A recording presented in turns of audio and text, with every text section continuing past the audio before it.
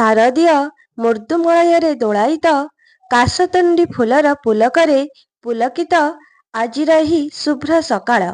ଆଉ ଏପରି ଏକ ମନୋରମ ପରିବେଶରେ ଆୟୋଜିତ ଶିଶୁ ମହୋତ୍ସବ ସୁରଭିରେ ମଞ୍ଚାସୀନ ବରେଣ୍ୟ ବିଚାରକ ମଣ୍ଡଳୀ ଓ ସମ୍ମାନିତ ପୂଜ୍ୟ ଗୁରୁଜୀ ଗୁରୁମାମାନଙ୍କୁ ମୋର ଆନ୍ତରିକ ପ୍ରଣାମ।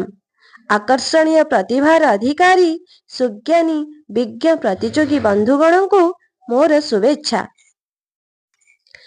ଆଜି ମୋତେ ଓଡ଼ିଶାର ହଜିଯାଇଥିବା ଲୋକକଳାର ବିକାଶରେ ମୋର ଭୂମିକା ପ୍ରସଙ୍ଗରେ ବକ୍ତୃତା ଦେବାର ସୁଯୋଗ ଦିଆଯାଇଥିବାରୁ ମୁଁ ନିଜକୁ ଧନ୍ୟ ମନେ କରୁଛି। ସୁନ୍ଦର ମନ୍ଦିର ମଣ୍ଡିତ ଦେଶା ଚାରୁ କଳାବଳୀ ଶୋଭିତ କେଶା ପୁଣ୍ୟ ତୀର୍ଥଚୟ ପୁଣ୍ୟ ପ୍ରଦେଶା ଜନନୀ ଜନନୀ ଜନନୀ। ଓଡ଼ିଶାର ପ୍ରାଚୀନ ନାମ ଉତ୍କଳ ଅର୍ଥାତ୍ ଉତ୍କୃଷ୍ଟ କଳାର ପ୍ରଦେଶ। ଓଡ଼ିଶାର କଳା ସଂସ୍କୃତି ଓ ସାହିତ୍ୟ ଆଜି ବିଶ୍ୱ ଦରବାରରେ ପରିଚିତ। ଓଡ଼ିଶାର ଓଡ଼ିଶୀ ନୃତ୍ୟ ସମ୍ବଲପୁରୀ ସଙ୍ଗୀତ ସୁନାରୂପା ତାରକସୀ କାମ ବାନ୍ଧ ଓ ପାଟଶାଢ଼ୀ ଆଦି ଲୋକକଳା ଓ କାରୁକାର୍ଯ୍ୟ ଆଜି ପୃଥିବୀ ବିଖ୍ୟାତ। କୋଣାର୍କର ସୂର୍ଯ୍ୟ ମନ୍ଦିର ଲିଙ୍ଗରାଜ ମନ୍ଦିର ଖଣ୍ଡଗିରି ଉଦୟଗିରି ଓ ରତ୍ନଗିରି ଆଦି ପ୍ରାଚୀନ କୀର୍ତ୍ତିରାଜି ଓଡ଼ିଆ ଅସ୍ମିତା ଓ କଳାକୁ ବହନ କରି ଆଜି ବି ଦଣ୍ଡାୟମାନ। ଯେମିତି ଲକ୍ଷ୍ମୀ ପୁରାଣରୁ ପଦେ ଅରୁଆ ଚାଉଳ ଆଣି ଝୋଟି ଯେ ଲେଖିବ ଲକ୍ଷ୍ମୀ ଦେବୀ ପାଦପଦ୍ମ ଚିତା ଯେ କାଟିବ। ଲୋକମାନଙ୍କ ଦ୍ୱାରା ସୃଷ୍ଟି କଳା ହିଁ ଲୋକକଳା।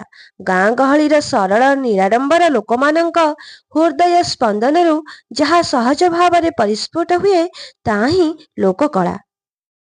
ମଣିଷ ଶସ୍ୟ ରଖିବା ପାଇଁ ମାଟି ହାଣ୍ଡିଟିଏ ଠାରୁ ଆରମ୍ଭ କରି ଅବସର ବିନୋଦନ ନିମନ୍ତେ କରୁଥିବା ନାଚ ଗୀତ ଚିତ୍ର ଭାସ୍କର୍ଯ୍ୟ ଓ ପର୍ବପର୍ବାଣୀ ହିଁ ଲୋକକଳା।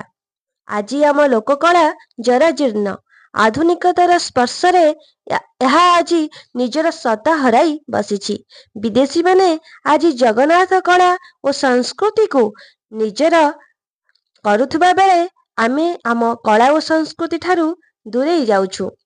ଆଜି ଆମ ଗାଁ ଦାଣ୍ଡରେ ଆଉ ପାଲା ଦାସକାଠିଆ ଭାଗବତ ଘୋଡ଼ା ନାଚ କି ଘୁମୁରା ନାଚ ଆଜି ଦେଖିବାକୁ ମିଳୁନି। ସନ୍ଧ୍ୟାବେଳେ କାନରେ ଆଉ ଶୁଭୁନି ମା'ର ନାନାବାୟା ଗୀତ କି ଶୁଭୁନାହିଁ ବୁଢ଼ୀ ଆଈମା'ର ଢଗଡ଼ମାଳି। ଆଜି ସମୟ ଆସିଛି ଆମକୁ ହଜିଯାଇଥିବା ଲୋକକଳାକୁ ଫେରାଇ ଆଣିବାକୁ ପଡ଼ିବ।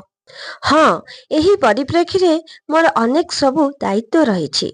ମୁଁ ନିଜେ ଲୋକକଳାର ମହତ୍ତ୍ୱ ଓ ମୂଲ୍ୟବୋଧକୁ ବୁଝିବା ସହିତ ଗାଁ ଗାଁରେ ଲୋକମାନଙ୍କୁ ଆମ କଳା ସଂସ୍କୃତି ଓ ପରମ୍ପରା ସମ୍ପର୍କରେ ସଚେତନ କରାଇବି। ଆମ ଲୋକକଳା ସହିତ ଅପସଂସ୍କୃତି ମିଶି ଲୋକକଳାର ଗରିମା ନଷ୍ଟ କରୁଛି। ବିଭିନ୍ନ କାର୍ଯ୍ୟକ୍ରମ ବିଜ୍ଞାପନ ମାଧ୍ୟମରେ ଆମ କଳାର ଗରିମା ବୃଦ୍ଧି ପାଇଁ ପ୍ରଚେଷ୍ଟା କରିବି।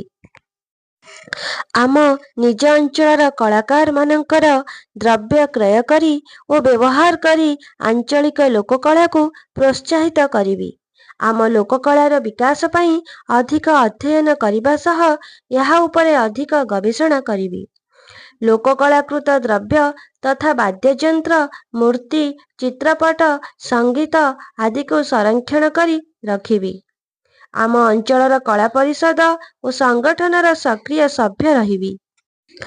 ଲୋକକଳାର ବିକାଶ ପାଇଁ ହଜିଯାଇଥିବା କଳାର ପ୍ରଦର୍ଶନ ସବୁଆଡ଼େ ଆୟୋଜନ କରିବା ପାଇଁ ଚେଷ୍ଟା କରିବି। ମୁଁ ପରିଶେଷରେ ଏହି ମଞ୍ଚରେ ଶପଥ କରି କହୁଛି ଯେ ମୋର ପ୍ରତିଶ୍ରୁତିକୁ ମୁଁ ନିଶ୍ଚିତ ଭାବେ ପାଳନ କରିବି ଓ ଆପଣଙ୍କୁ ମଧ୍ୟ ଲୋକକଳାର ବିକାଶ ନିମିତ୍ତ ସହଯୋଗ କରିବା ପାଇଁ ନିବେଦନ କରୁଛି। ଏତିକି କହି ମୁଁ ମୋର ବକ୍ତବ୍ୟ ଶେଷ କରୁଛି। ଜୟ ଜଗନ୍ନାଥ ଜୟ ଉତ୍କଳ ଜୟ ଲୋକକଳା।